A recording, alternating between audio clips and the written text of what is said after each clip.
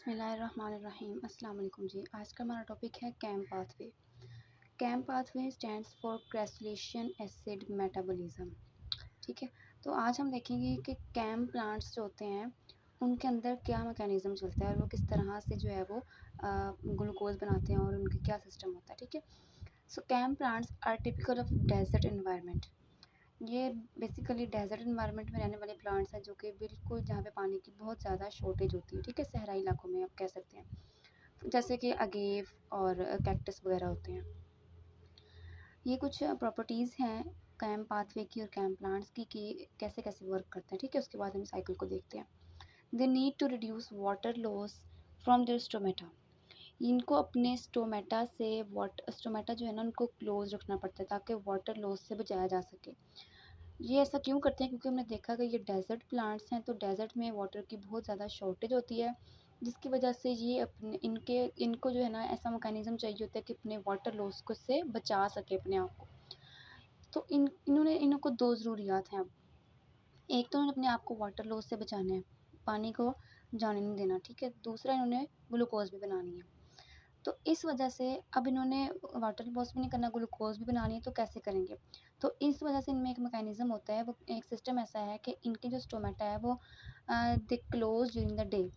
Day time में इनके stomata close होते हैं और रात के वक़्त ही अपने स्टोमेटा को ओपन कर लेते हैं, ठीक है? नॉर्मल प्लांट्स में क्या होता है कि दिन के वक़्त स्टोमेटा ओपन होते हैं और वो एनवायरनमेंट से कार्बन डाइऑक्साइड लेते हैं और फिर फोटोसिंथेसिस होती है उनके और ग्लूकोज़ बनती है, ऑक्सीजन रिलीज़ होती है और रात में जो है उनके स्टोमेटा क्लोज़ हो जाते हैं। लेकिन इन प्लांट्स में ये काम उलट होता है, ठीक है? They have chloroplast in mesophyll cells. इनमें क्लोरोप्लास्ट जो है वो सिर्फ मेसोफिल सेल्स में होते हैं, बंडल शीथ सेल्स में इनके क्लोरोप्लास्ट मौजूद नहीं होते। जैसे कि हमने पिछली वीडियो में C4 प्लांट्स को पढ़ा था, उसमें हमने देखा था कि 2 तरह के सेल्स हैं, मेसोफिल सेल्स और बंडल शीथ सेल्स। दोनों में क्लोरोप्लास्ट मौजूद हैं और ये साइकिल जो C4 प्लांट होता है या C4 पाथवे होता है, वो इन दोनों में चलता है सेल्स में। लेकिन कैम प्लांट्स के अंदर ऐसा नहीं होता। कैम प्लांट्स में सिर्फ मेसोफिल सेल्स के अंदर क्लोरोप्लास्ट मौजूद होता है और इनमें जो सारा पाथवे चलता है, सारा जो प्रोसेस चलता है, वो सारा सिर्फ मेसोफिल सेल्स के अंदर ही चलता है। बाकी इनमें बंडल शीथ सेल्स तो होते हैं लेकिन उनमें क्लोरोप्लास्ट मौजूद नहीं होता है। दे स्टोर मेलेट जो कि 4 कार्बन वाला होता है इन देयर वैक्यूल। जैसा कि हमने C4 प्लांट्स के अंदर पढ़ा था मेलेट का, और वो सारा प्रोसेस तकरीबन इनमें सेम है, ठीक है? तो यहाँ पे जो ये मेलेट बनता है वो इसको स्टोर कर लेते हैं वैक्यूल के अंदर। Carbon dioxide is stored in malate, ठीक है? कार्बन डाइऑक्साइड जो है वो रात के वक्त स्टोमेटा को ओपन करते हैं, कार्बन डाइऑक्साइड को अंदर लेके आते हैं और फिर उसको मेलेट की फॉर्म में स्टोर कर लेते हैं। डायरेक्टली कार्बन डाइऑक्साइड को स्टोर नहीं करते बल्कि उसको मेलेट की फॉर्म में स्टोर कर लेते हैं। During night with open stomata in CAM plants which they use during day to make glucose, ठीक है? उस कार्बन डाइऑक्साइड को जिन्होंने रात के वक्त स्टोर की होती है, दिन के टाइम जब स्टोमेटा भी क्लोज होते हैं तो वो उस कार्बन डाइऑक्साइड को यूज़ करते हैं जो रात में स्टोर की हुई होती है ग्लूकोज बनाने के लिए, जो कि कैल्विन साइकिल चलाते हैं। तो अच्छा जी, अब ये मेन साइकिल है हमारे पास, तो इसको हम देखते हैं during night and during day. ये रात के वक्त ये काम हो रहा है इनमें। रात के वक्त क्या हो रहा है, हमने पढ़ा कि रात के वक्त इनके स्टोमेटा ओपन होते हैं। तो स्टोमेटा ओपन होने की वजह से एटमॉस्फेरिक जो कार्बन डाइऑक्साइड है वो अंदर एंटर होती है मेसोफिल सेल्स के अंदर। ये मेसोफिल सेल्स बनाए हैं हमने और ये मेसोफिल सेल के अंदर जो क्लोरोप्लास्ट मौजूद है उसके अंदर ये रिएक्शन हो रहा है, ठीक है जी? कार्बन डाइऑक्साइड अंदर एंटर हो चुकी है, ये वाटर के साथ जो अंदर मौजूद वाटर उसके साथ मिलती है और यह एक बना देती है H2CO3 कार्बोनिक एसिड, ठीक हो गया? अब ये कार्बोनिक एसिड टूटता है, HCO3 एक कार्बन वाला, और ये प्रोटॉन्स रिलीज होते हैं। अब HCO3 जो है ये अटैच होता है पेप के साथ, ठीक है?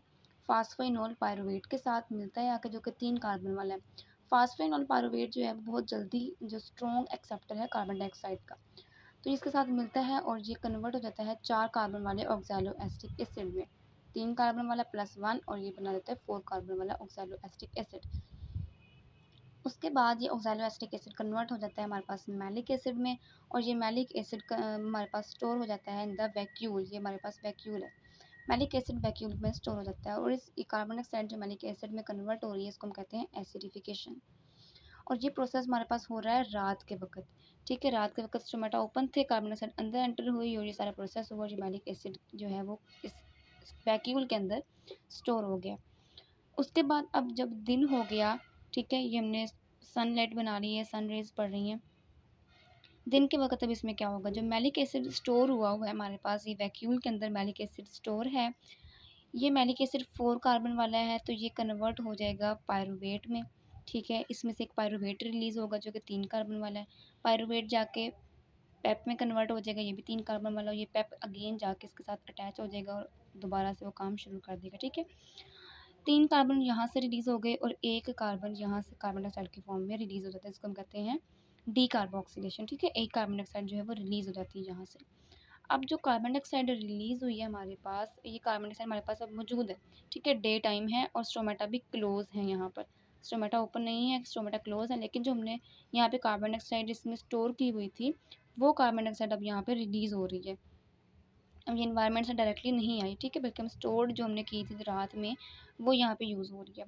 अब ये कार्बन डाइऑक्साइड क्या करेगी, केल्विन साइकिल में जाएगी। रूबिस्को जो है वो इसको एक्सेप्ट करेगा, ठीक है, और कार्बन डाइऑक्साइड को फिक्स करेगा और केल्विन साइकिल में चली जाएगी। और जैसे कि यहाँ पे सनलाइट पड़ रही है तो लाइट रिएक्शन तो हो ही रहा है। लाइट रिएक्शन के वजह से जो एटीपी और एनएडीपीएच बनते हैं हमें पता है, ठीक है, क्योंकि लाइट पड़ रही है और डे टाइम है तो लाइट रिएक्शन तो चलता ही रहेगा।